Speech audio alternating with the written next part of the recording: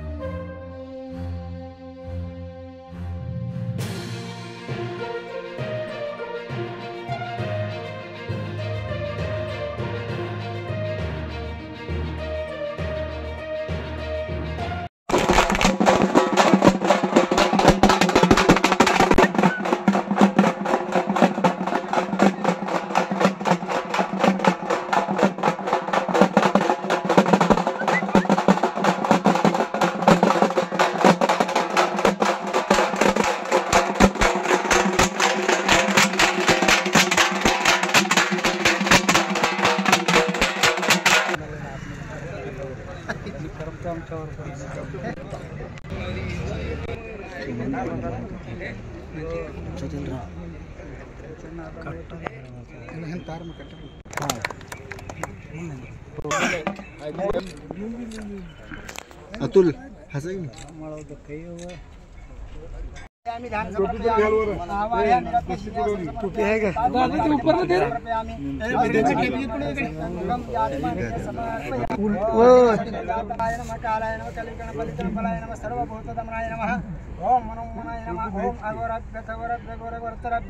ओम सर्वे सर्वश्रीगुरुतन्नो प्रचोदयात्।